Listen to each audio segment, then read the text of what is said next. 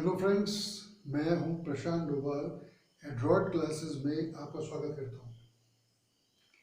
मैं competitive exams के में जीएस यानी जनरल स्टडीज़ और इंग्लिश दोनों को पढ़ाता हूं। अब कोई भी एग्ज़ाम हो, चाहे वो आपका यूपीएससी हो, चाहे वो आपका एसएससी एग्ज़ाम हो, उसमें जो जनरल स्टडीज़ है यानी सामान्य अध्ययन जो है वो एक इंटीग्रल पार्ट है, काफ़ी इम्पोर्टेंट पार्ट है। और जो वर्ड लिखा है उसमें सामान्य, सामान्य उसमें कुछ भी नहीं होता। और अगर हम उसमें देखें तो उसमें history, geography, polity, economics, traditional GK, जो कि परंपरागत सामान्य ज्ञान, ये सारी चीज़ें उसमें होती हैं। काफ़ी वास्ट सिलेबस होता है। अब जो भी यहाँ पे कॉम्पिटिटर्स हैं उन्हें ये पता होना चाहिए कि वो कौन सा एग्ज़ाम दे रहे हैं और कौन से एग्ज़ाम में किस तरह का पैटर्न, किस तरह के उसमें क्वेश्चंस पूछे जाते हैं। अगर हम लास्ट के 8-10 साल का अगर हम क्वेश्चन ट्रेंड देख लें तो हमें एकदम से क्लियर आइडिया हो जाएगा कि एसएससी में एक फिक्स पैटर्न रहता है, मतलब जो बहुत ज़्यादा चेंज नहीं होता। यूपीएससी का जो पैटर्न है वो थोड़ा बदलता रहता है। अब जैसे अगर हम देखें कि पहले जो क्वेश्चन आते थे वो आपके फैक्चुअल थे, यानी तथ्यात्मक थे, तथ्य में बेस्ड होते थे। आज का जो क्वेश्चन है वो आपके एनालिटिकल क्वेश्चन हैं। तो एनालिटिकल हो गए जो आपके तर्क पे आधारित है। एनालिटिकल यानी तार्किक। पहले तो था कि पानीपत का युद्ध कब हुआ, तो वो आपको पता है, पहला, दूसरा और तीसरा। पर अब क्वेश्चंस आते हैं यूं कि पानीपत के युद्ध में बाबर ने कौन सी टेक्निक अपनाई थी। तो यानी आपको पूरा डिटेल में पता होना चाहिए। वो है आपका तुलुगुमा। तो ये जो मैंने आपको बताया है तार्किक अध्ययन, अगर आप लॉजिकल अप्रोच से पढ़ेंगे तो आपको ज़्यादा इसमें डिफिकल्टी नहीं होगी। तो पहला जो हम इसमें टॉपिक ले रहे हैं वो है आपका हिस्ट्री। अब जैसा आपको मालूम है कि हिस्ट्री के 3 पार्ट हैं। एक है आपका प्राचीन, फिर आपका मध्यकाल और तीसरा आपका आधुनिक भारत। ऐसा आजकल माना जा रहा है, चाहे वो यूपीएससी के उससे अगर हम देखें या एसएससी, तो मॉडर्न इंडिया यानी आधुनिक भारत से ज़्यादा प्रश्न पूछे जाते हैं। But this is not a hard and fast rule. ये कोई फिक्स नहीं है कि ऐसा ही होगा, कुछ बदल भी सकता है और बीच में ऐसा बदला भी है। अब बात हम हिस्ट्री पर अगर आ जाएं तो जैसा मैंने पहला अपना वीडियो जो था उसमें डाला था, मैंने आपको ये बताया था कि हिस्ट्री क्या चीज़ है, क्या इसका रियल, इसका मीनिंग है और क्या हमें पढ़ाया गया है या पढ़ाया जाता है। हमें लॉजिकल अप्रोच से ना तो पढ़ाया गया था और आज भी बहुत कम ऐसे टीचर हैं जो थोड़ा सा रीजनिंग के साथ पढ़ाते हैं, बहुत कम है। पहले हम वन बाय वन उन टॉपिक्स पे आएंगे। तो जैसे मैंने पहले बताया था आपको हिस्ट्री, जैसे वर्ड आता है हिस्ट्री या आपका इतिहास, तो लोगों को लगता है तो बहुत बोरिंग है और इसमें कुछ भी इंटरेस्टिंग नहीं है, लेकिन ऐसा नहीं है। बहुत रोचक विषय है। अगर आप थोड़े से तर्क से इसे पढ़ेंगे तो बहुत ही आसान रहेगा। पहले मैं आपको सिर्फ ये बताता हूँ ये है क्या। इसका जो रियल मीनिंग है, लोगों के अकॉर्डिंग जो है वो है कि स्टडी ऑफ द पास्ट, जो भूतकाल जो बीत चुका है उसका जो अध्ययन है वो है आपका हिस्ट्री या फिर इतिहास। पर अगर हम इसका शाब्दिक अर्थ ले लें, लिटरल मीनिंग ले लें, तो वो हिज स्टोरी है। हिज स्टोरी यानी स्टोरी ऑफ अ मैन, वो आदमी के विकास की क्रमबद्ध कहानी है। Story of the development of a man, कि कैसे वो जंगली से धीरे धीरे एक सभ्य आदमी बना। अब जैसे कि आपको है पता है, पूरा पाषाण काल हो या मध्य पाषाण काल हो, स्टोन एज, वहाँ आदमी बिल्कुल बुरिश, जंगली था। पत्थर उसके एक तरह के वेपन थे। पत्थरों को उसने नुकीला करा, शार्प करा, फिर जानवरों को उसने मारा, उनका शिकार करा और कच्चा मांस ही खा लिया, क्योंकि उसे कुछ भूनना या पकाना नहीं आता था। आग का आविष्कार उस समय था नहीं।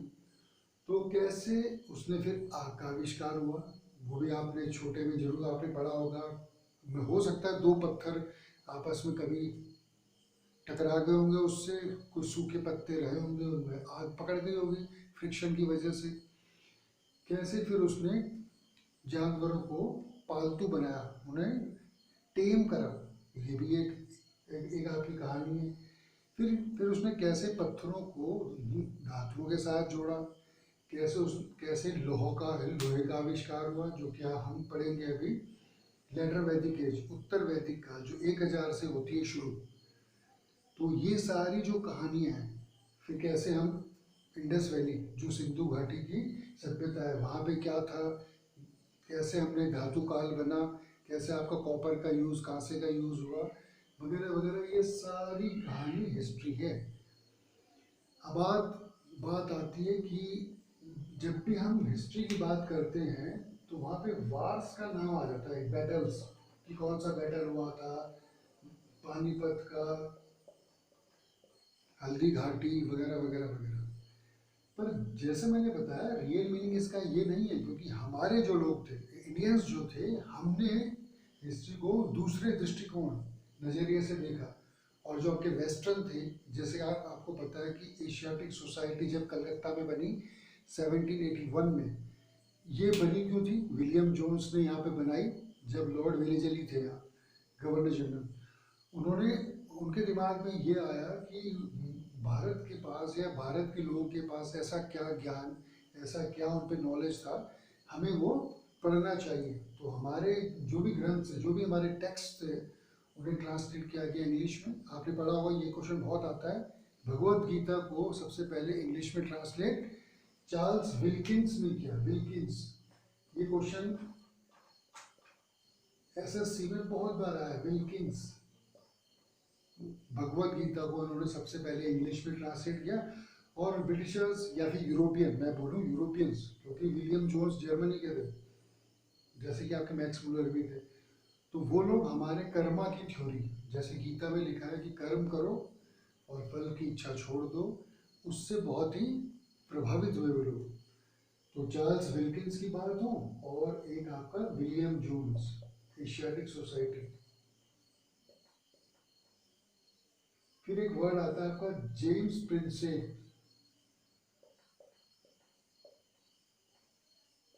ये एक पुरातत्व विज्ञानी थे, और ये वो आदमी कि जिन्होंने 1837 में खोज करी कि अशोक के जो शिलालेख थे, रॉक एडिक्ट्स हम जिन्हें कहते हैं, जो अशोक के शिलालेख थे, उन्हें वो पढ़ने में सफलता पाई। और जैसे ही उन्होंने इनको पढ़ लिया, अब ये पढ़ने का यहाँ पे जो जिक्र है वो इसलिए है क्योंकि उनमें लिखा हुआ था पिय दसी या देव नाम पिय, ये दो नाम थे लिखे हुए। इसका मतलब होता है प्रियदर्शी, देखने में अच्छा। ये मैं आपको डिटेल में तब बताऊंगा जब मौर्यन डायनेस्टी यानी मौर्य वंश में आएंगे। तो अशोक के लेख जैसे ही पढ़े, तो अशोक को के लेख पढ़ने से हमें हिस्ट्री को, एंशियंट हिस्ट्री को जोड़ने में बड़ी सहायता मिली। वहाँ से हमें डेट्स का पता चलना स्टार्ट हुआ। तो आज जो मैंने बताया आपको वो तो था पहले इसका मीनिंग, ये क्या है। फिर आते हैं कि ये हमें बोरिंग क्यों लगती है। बोरिंग ये खासकर जो साइंस वाले जो होते हैं स्टूडेंट, साइंस स्ट्रीम के जो छात्र हैं, उन्हें बहुत बोरिंग लगती है। अब वो क्यों लगती है, उसके लिए है कि इंटरेस्ट नहीं होता है, तो लैक ऑफ इंटरेस्ट। मैं तो ये कहूँगा कि लैक ऑफ इंटरेस्ट। और दूसरा, उन्हें हिस्ट्री कहानी की तरह पढ़ाई नहीं जाती। देखिए, अगर हम देखें, जब हम छोटे में हमने कोई फिल्म देखी होगी बचपन में या 10-12 साल पहले, तो हमें फिल्मों में काफ़ी ज़्यादा बहुत बहुत ज़्यादा इंटरेस्ट होता है। हमें सब याद रहता है, कौन इसका प्रोड्यूसर था, कौन किसका डायरेक्टर था, उस कैरेक्टर का नाम क्या था, वगैरह वगैरह वगैरह। पर इसमें हमें लगता है तो बहुत बोरिंग है। जब हम कहानी के तौर पे कोई चीज़ पढ़ लेते हैं, तब हमें वो याद हो जाती है। और थोड़ा सा इंटरेस्ट आपको लेना पड़ेगा। जैसे आजकल के बच्चे, उन्हें गैजेट्स, कंप्यूटर्स और या मोबाइल ऐप वगैरह ये सब पता रहता है कि कहाँ से क्या डाउनलोड करना है, कौन से ऐप को क्या इंस्टॉल करना है, वगैरह वगैरह। और जो थोड़ा सा उनसे बड़ी एज के होते हैं, वो इसमें थोड़ा सा पीछे रहते हैं। तो वो सारी बात होती है आपकी इंटरेस्ट। तो अगर हम, अब जो आखिरी चीज़ आई कि हम लॉजिक को नहीं लगाते हैं, और जब हमें आंसर नहीं मिलते हैं सही, तब हम थोड़ा उसे बोरिंग मानने लग जाते हैं। अब जैसे आज मैं आपको बताऊंगा, क्योंकि स्टार्टिंग से जो मैं आपको हिस्ट्री पढ़ाऊंगा वो तो मैं आपको पूरे स्टार्टिंग से ही पढ़ाऊंगा कि कैसे कौन सा काल आया, फिर कैसे आपका इंडस वैली आई, फिर वैदिक युग वगैरह वगैरह वगैरह वो हम पढ़ेंगे। पहले हम ये देख लेते हैं कि रीजनिंग का हिस्ट्री से क्या संबंध है। बहुत गहरा संबंध है। हमने बहुत सी कहानियाँ पढ़ी हैं, बहुत हमें लगता है कि ये कहानी नहीं होगी अच्छी या ये कहानी ठीक नहीं है वगैरह वगैरह। अब मैं आपको कुछ जैसे बताता हूँ। सबसे पहले तो मैं बताता हूँ आपको, हम लिखते रहते हैं अलेक्जेंडर द ग्रेट यानी सिकंदर।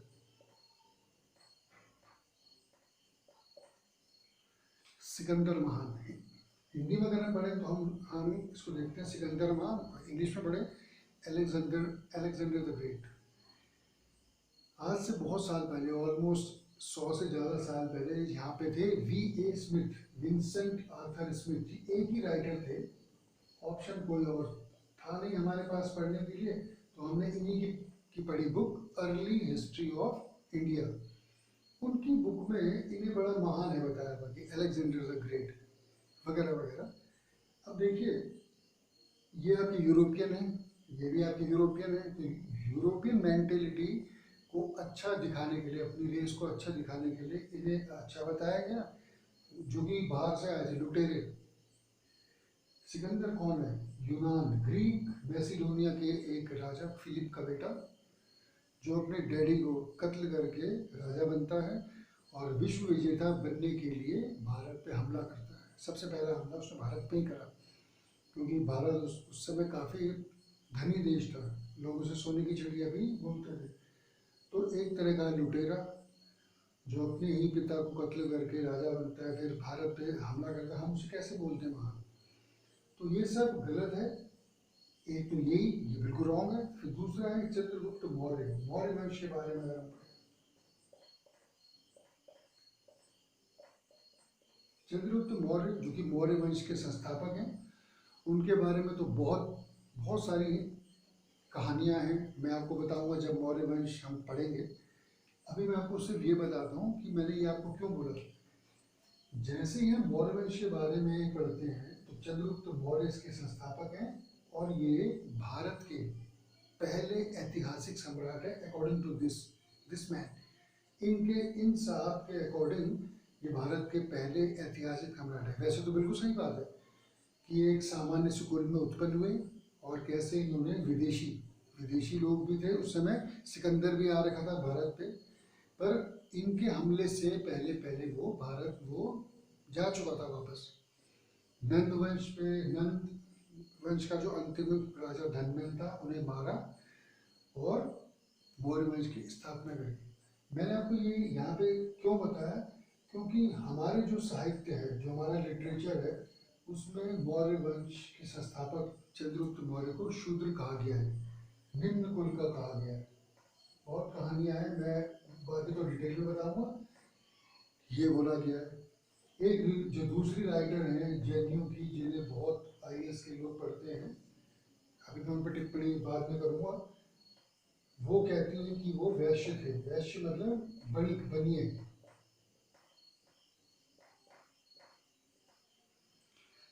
अब थोड़ा सा अगर हम इसमें यहाँ पे तर्क लगा दें तो आंसर आराम से निकल जाएगा। बहुत लोग अलग अलग बातें करते हैं। कोई कहता है कि चंद्रगुप्त मौर्य जो नंद वंश का अंतिम राजा था, उसकी एक दासी मुरा का बेटा था, इसलिए मौर्य कहलाए। पर एक्चुअली में वो लोग मौर्य लोग ऐसे प्रदेश में, ऐसी जगह पे रहते थे जहाँ मोर बहुत रहते थे, इसीलिए उन्हें उन्हें मौर्य कहा गया। फिर रोमिना थापर जो जेएनयू के राइटर हैं, उनकी बुक बहुत चलती है कि fall decline and fall of the Mauryan empire, Maurya साम्राज्य के पतन, वो काफ़ी उनके बारे में ये कहा जाता है। पर मैं बोलूँ कि अगर वो बोल रही है कि गुप्त नाम से, मतलब गुप्त से गुप्ता है, तो उसका मतलब वो वैश्य वर्ग के हैं। तो इसमें ये कोई ऐसा खास नहीं है तर्क। अगर हम देखें तो चाणक्य का नाम खुद विष्णुगुप्त भी है। उस काल में दो या दो से ज़्यादा नाम रखने का एक तरह का चलन था, तो अगर कोई भी ऐसे नाम रख सकता था तो हम विष्णुगुप्त यानी चाणक्य को भी हम वणिक कह सकते हैं, बनिया। पर ऐसा नहीं है। हमें पता है कि चाणक्य एक बहुत ही कट्टर ब्राह्मण थे। अब बात आती है कि चंद्रगुप्त मौर्य फिर थे क्या। अब देखिए इसका सबसे अच्छा तर्क क्या है कि कौटिल्य यानी जो चाणक्य जो थे वो तक्षशिला के एचओडी थे, तक्षशिला विश्वविद्यालय यानी तक्षशिला यूनिवर्सिटी के हेड ऑफ द डिपार्टमेंट थे वो, और वो एक कट्टर ब्राह्मण थे। नंद वंश को समाप्त करने के लिए उन्होंने चंद्रगुप्त मौर्य का सहारा लिया और उसको उन्होंने धननंद के अगेंस्ट इस्तेमाल करा।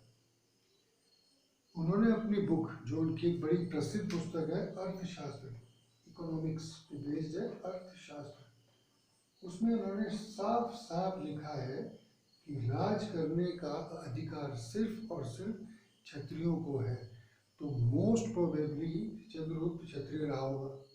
और अब जो आपके रिसर्च हुए हैं लेटेस्ट, उनमें तो ये पता हो गया है कि चंद्रगुप्त शाक्य कुल का था। शाक्य कुल, शाक्य क्लैन कहते हैं उसे, शाक्य कुल का क्षत्रिय थे वो, जिनमें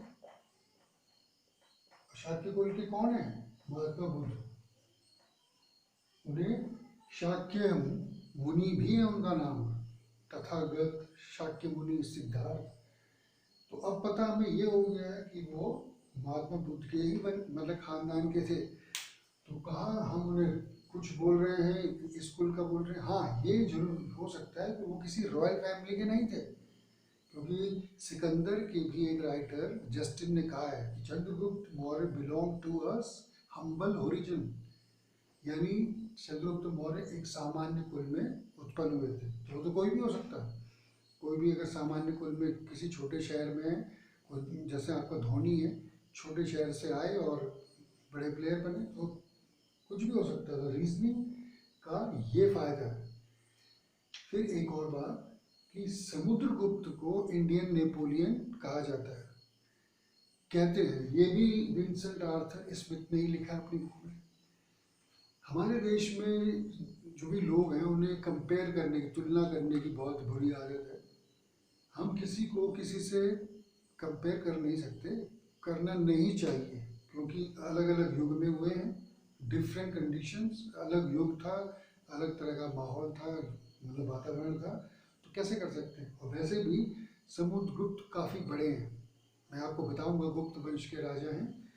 और उनके बारे में जानने का सोर्स है प्रयाग प्रशस्ति, जिसमें उन्होंने लिखा है शत युद्ध विजेता, यानी विक्टर ऑफ 100 बैटल्स, 100 युद्धों के विजेता हैं वो। और एक बार उन्होंने 12 राजाओं का एक संघ जो समुद्रगुप्त के विरुद्ध लड़ रहा था, उन्हें बड़ी आसानी से, बड़ी कूटनीति से एक एक करा और एक एक करके उन्हें मार दिया। जैसे आजकल मोदी जी के विरुद्ध सारे लोग थे खड़े हुए, सब विपक्ष हो गया था, पर उन्होंने सबको एक एक करके रास्ते से साफ कर दिया। तो कूटनीति की बात हो, या मिलिट्री लीडरशिप की बात हो, या फिर नॉलेज की बात हो, म्यूज़िक की बात हो, हर चीज़ में वो नेपोलियन से बहुत ज़्यादा आगे थे।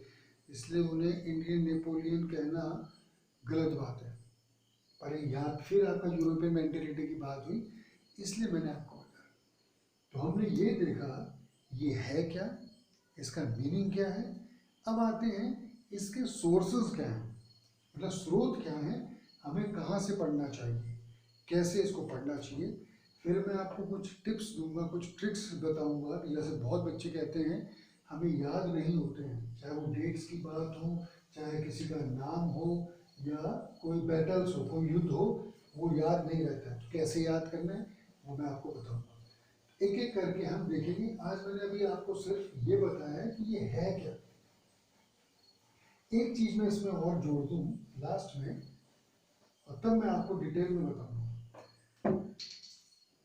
जैसे हम कहते हैं कि नामकरण, हमें इतने फैक्ट गलत सलत पढ़ा दिए गए हैं कि फिर हमें, अब देखिए अगर बचपन में अगर कोई चीज़ बता दी जाए तो वो हमारे दिमाग में ऐसे छप जाते हैं कि फिर उन्हें वहाँ से हटाना थोड़ा सा मुश्किल हो जाता है। जैसे मैं भी जब छोटा था बचपन में, तो एक बार बस मुझे सिर्फ बताया गया कि बेटे आपको फ्लैश, मांसाहार बिल्कुल नहीं करना है, क्योंकि आप ब्राह्मण हो, आपको इन सब चीज़ों से बिल्कुल दूर रहना है। मेरे दिमाग में वो विचार बिल्कुल बीज की तरह डाले गए थे, और बाद में वो कालांतर में इतने बड़े वृक्ष बन गए कि अब उन्हें हटाना बहुत ही मुश्किल है, एक तरह से नामुमकिन है। तो ऐसे ही आपको पता नहीं क्या क्या आपको पढ़ा दिया गया कि सिकंदर महान था, या कि इंडस वैली यानी सिंधु घाटी सभ्यता में गाय नहीं थी, ये मैंने पढ़ा है कई जगह, घोड़े नहीं थे। पर शोध जब हुए नए नए, तब हमें पता चला कि गुजरात में 3 प्लेसेस, सुरकोटड़ा, लोथल और कालीबंगन, तो कहीं से घोड़े की हड्डियां मिली, कहीं से घोड़े का जबड़ा मिला, और कहीं से उनका एक बिल्कुल मॉडल मिला मिट्टी का। तो उससे पता चल गया।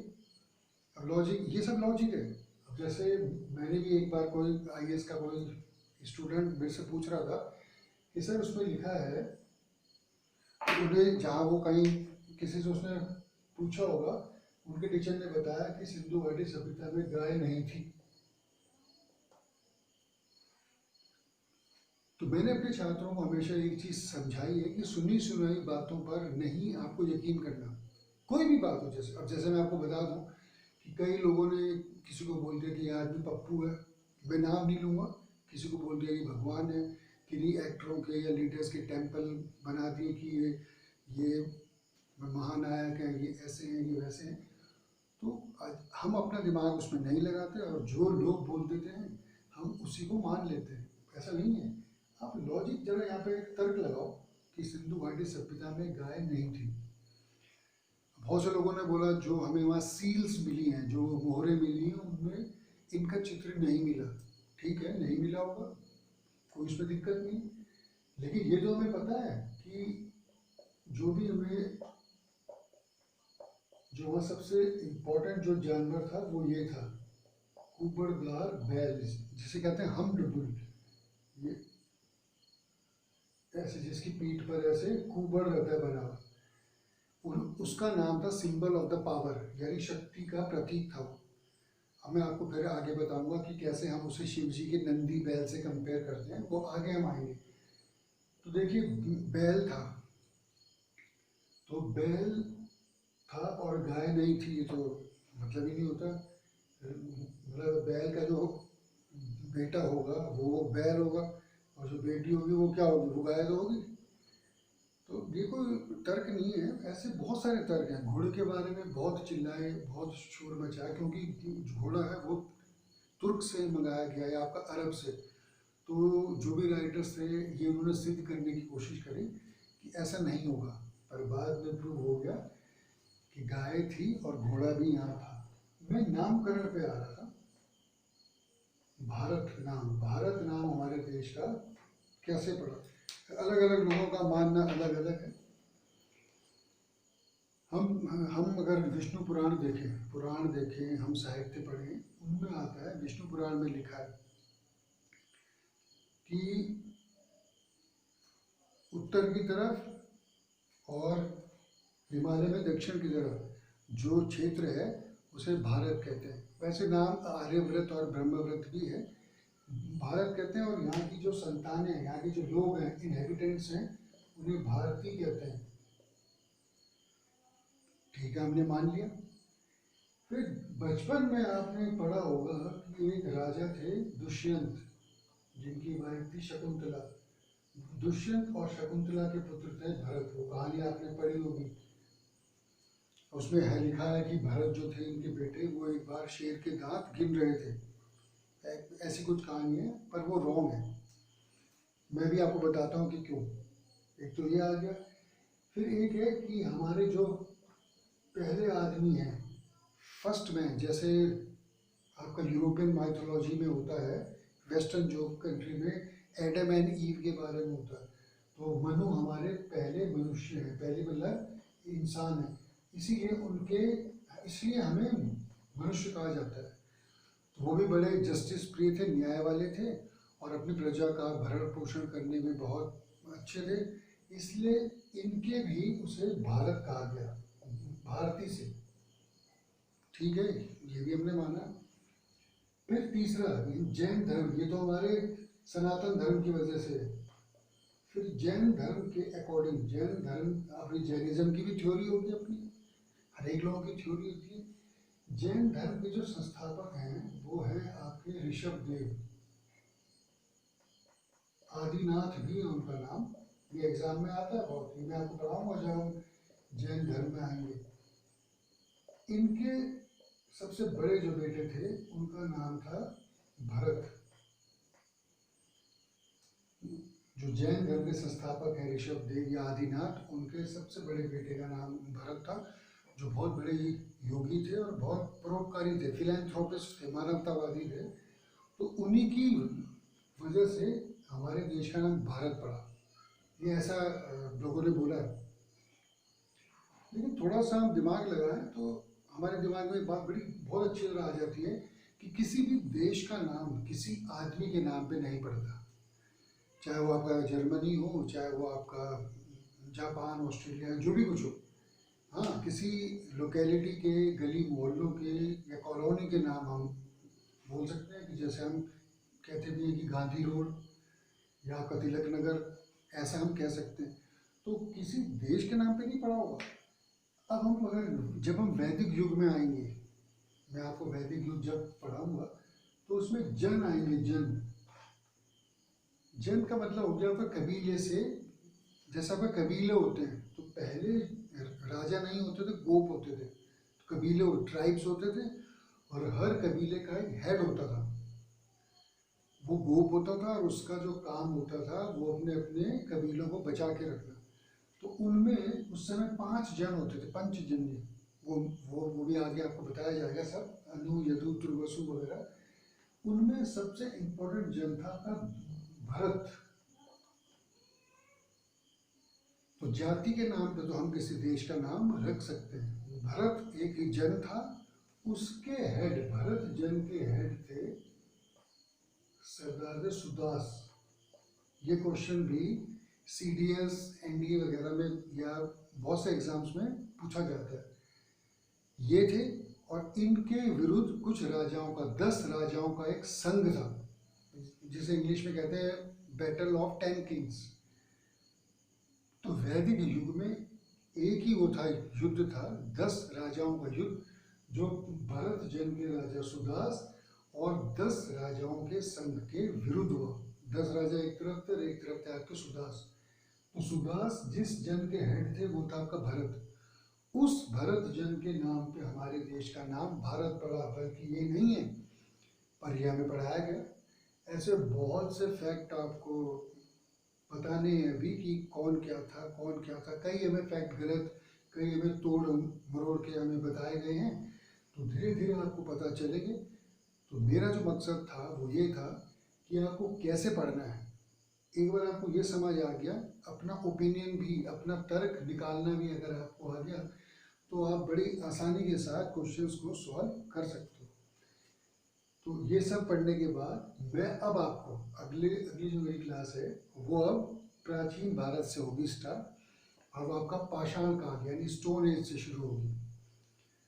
उसमें कौन कौन से काल हैं, किस एरिया से कौन सा क्वेश्चन आता है, फिर आपका उसके बाद आएगा सिंधु घाटी सभ्यता।